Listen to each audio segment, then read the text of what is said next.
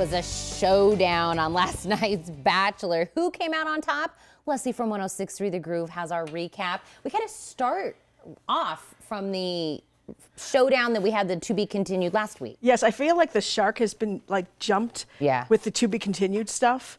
We had another one last night. Yes, because so they start off where they left off with Taylor and Corinne arguing back and forth. Voices got loud, women heard them, but you know what? Corinne was like, she had enough, she walked away. Yeah. And what did she do? Go right to Nick. Of course she did. Shocker. And Nick, the same. I'm so over him going, oh, I'm so glad. Thank you so much for your honesty. I'm just like, I can't take that anymore. We get it. So she really thought that Taylor was going to go home after this. Rose ceremony now comes up. But no, she gets the final rose out of those given away. And it's Sarah and Astrid that go home. Yeah.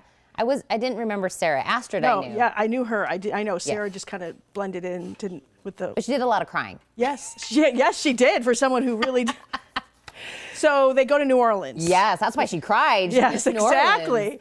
So Rachel finally gets the one-on-one date. Now she got the first impression rose and has not had a one-on-one date.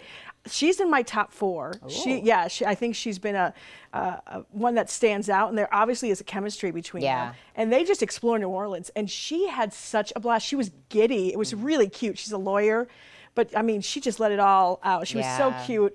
And at dinner, they start talking about her family, and she said, my dad is a judge, a federal judge. And the look on Nick's face is like, oh, what? Whoa. And he said, is he intimidating? Yes. Yeah. I'm like, call no pressure. Him sir. Don't call him by his first name. No pressure there. Yeah. And obviously, their date went very well. You can feel the chemistry between them. And she gets the rose, which is great. Right. In the meantime, all the women back at the hotel get a group date. The only 2 women not on that group date name was, shocker, Corinne and Taylor are going on a 2-in-1. Yeah. The group date was kind of weird. They went to a haunted house in New Orleans. Yeah. And they walked through it, and there was a ghost named May, who's 8 years old, who passed away in there.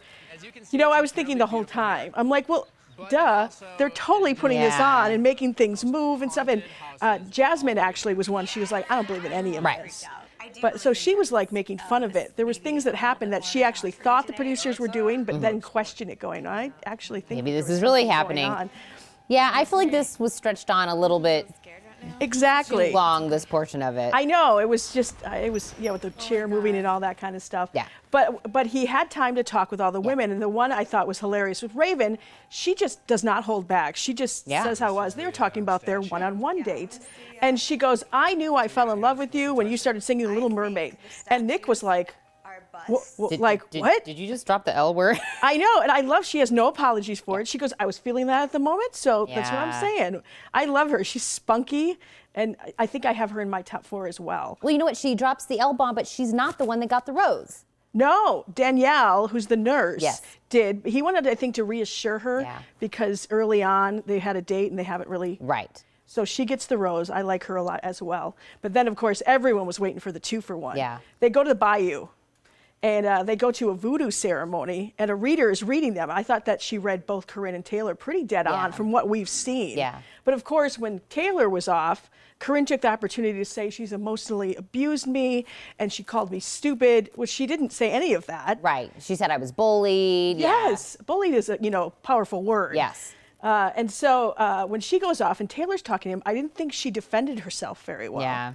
You know, I think she was too confident in that he wasn't going to give in. Yes, and I don't think either of us were surprised, but in the end, he gave the rose to Corinne. Yeah. And as always, it wasn't quite as dramatic as usually you see someone on an island and they take off and they're sitting there like, no. But the way it ended last night was kind of like Chad from last season. It was like, okay, we're done. I'm letting you go, but it wasn't the end. No, because Taylor said, you know what? I'm not done. Yeah. She kind of became a little scary, creepy girl there at the end. Yeah. And so she got cleansed with the voodoo thing. Yeah. Tracks down Corinne and Nick at dinner, interrupts them mid-kiss. Awkward. And comes in and said, oh, hi. Yeah. I need to talk to you. Yeah. To be continued. It's a dun dun dun. The thing is that they tease it for next week, making it look like he sends both of them home. I highly doubt that. You don't think that's the case? No. And that's because I think I've seen previews for things that have not happened that incorporate Corinne. Yes. So that's why I don't think she's going. Yeah, there's more tears next week again. Well, yeah. Duh.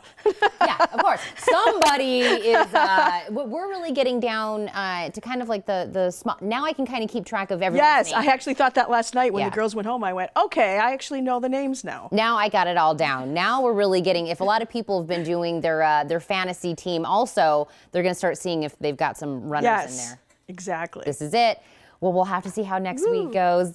Leslie, to be continued. Ah, darn it. You hate it. Now, you can watch a new episode of The Bachelor every Monday night, and then, of course, right here on KGUN 9, and then come back because we talk about it here on Tuesdays with a recap, and we dish on what we think.